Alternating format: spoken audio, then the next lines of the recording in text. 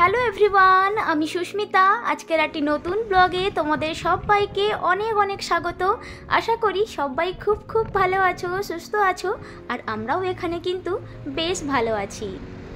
আজ হচ্ছে ফেব্রুয়ারি মাসের 26 তারিখ আর দিনটি হলো বুধবার। তবে আজকের দিনটি খুবই বিশেষ একটা দিন। যদিও বা আমরা সবাই জানি যে আজকের দিনটি বিশেষ কেন। আজ হচ্ছে শিবরাত্রি, তাই সবাইকে জানাই শিবরাত্রির অনেক অনেক শুভেচ্ছা। সবাই ভালো থাকো, সুস্থ থাকো। তো সবাই আজকের দিনে তো উপোস করে, আমিও করেছি। সকাল সকাল সমস্ত কাজকর্ম শেষ করে এখন স্নান টান করে রেডি হয়ে গেছি। এখানে আমি বসে গেছি খুবই বিশেষ একটা কাজ করব বলে। অনেক দিনের ইচ্ছে ছিল এই কাজটি করার, বাট সেই সময় বা দিন কোনোটাই আমার হচ্ছিল না। এবারে দেশ থেকে আসার সময় শিব ঠাকুরটা আর আনিনি, তাই ভাবছিলাম যে যখন শিব ঠাকুরের পুজো করব তখন নিজের হাতে একটি শিব ঠাকুর বানিয়েই তারপর পুজো করব। এই মনের ইচ্ছাটা আজ পূর্ণ হতে চলেছে। আমার কাছে অনেকগুলো নিউজপেপার ছিল। প্রথমে নিউজপেপারের কিছুটা রোল বানিয়ে নিয়েছি, তারপর এই রোলটাকে ঘুরিয়ে ঘুরে এইরকম একটা রাউন্ড শেপ তৈরি করে নিয়েছি। তারপর যেমনটা শিব ঠাকুরের শেপ দিতে হয় সেইভাবেই আমি এখানে দিয়ে দিয়েছি। তারপর আঠা দিয়ে সব কিছুকে ভালো করে স্টিক করে দিয়েছি। তারপর ব্ল্যাক কালার করে দিয়ে এখানে ঠিক এইভাবে এটাকে কমপ্লিট করে নিয়েছি। আর এটাকে বানিয়ে নেওয়ার পর আমি নিজেকেই বিশ্বাস করতে পারছিলাম না যে আমি এইরকম সুন্দর একটা শিব ঠাকুর নিজে বানিয়ে ফেলেছি। সকাল থেকে স্নান টান করে এটা করতে আমি বসে গেছিলাম। তো এখন অনেকটা দেরি হয়ে গেছে, 1টা মতো বাজতে যায়। তো চলো এবার পুজো করে ফেলি তাড়াতাড়ি। কাছে তো শিবলিঙ্গ ছিল না, তো এটা বানানোর পর আমার যে কি শান্তি লাগছে। হ্যাঁ, জল ঢালতে পারবো না, জল ঢাললে এটা নষ্ট হয়ে যাবে, বাট মনে মনে ঢেলে নেব আমি। আর এটা বানিয়ে আমি সত্যি খুব খুব খুব খুশি, তাই তোমাদের সঙ্গে আমি এটা শেয়ার করলাম।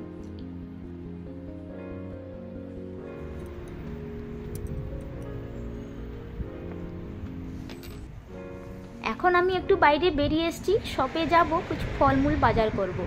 বাট আসার সময় আমি ওই চশমাটা আনতে তো একদম ভুলে গেছি। বাইরের যে এত কড়া রোদ, চোখে এত লাগছিল, বারবার চোখটা না বন্ধ হয়ে যাচ্ছিল। গতকাল রাত্রে এমনিতে এসেছিলাম, সবজি ফলমূল সমস্ত কিছুই বাজার করে নিয়ে গেছি, বাট ওই আপেলটা না একদমই ছিল না। তো যে কটা আপেল ছিল সেগুলো অনেক দাম ছিল। এখানে 3টে আপেলের দাম ওই 350 ইয়েন করে। বাট কালকে যে আপেলগুলো দেখেছিলাম অনেকটা বড় ছিল, বাট ওই 230 ইয়েন করে। এই যে এইগুলো দেখেছেন তো কতটা বড় বড় আপেল। তার পাশে যে আপেলগুলো রয়েছে ওগুলো আবার 190 ইয়েন করে। চলো, আমার তো আপেল নেওয়া হয়ে গেছে। আজকে এত সুন্দর একটা মধুময় ওয়েদার, তো ভাবলাম একটুক্ষণ কিছু এই চেয়ারটাতে বসি, দিয়ে বাইরের সৌন্দর্যটাকে একটু উপভোগ করি। সবসময় যতই সুন্দর মধুময় রোদ থাকুক না কেন, বাইরে বসে যে কিছুক্ষণ কাটাবো, এতটাই বাতাসের গতিবেগ, তো নাক চোখ দিয়ে একদম জল বেরোতে থাকে। দেখেছো বাতাসের কেমন গতিবেগ, সমস্ত কিছু যেন একদম উড়িয়ে নিয়ে চলে যাবে। চলো চলো এবার ঘর যাওয়া যাক, না হলে এই বাতাসের গতিবেগে আমার অবস্থা একদম কাহিল হয়ে যাবে।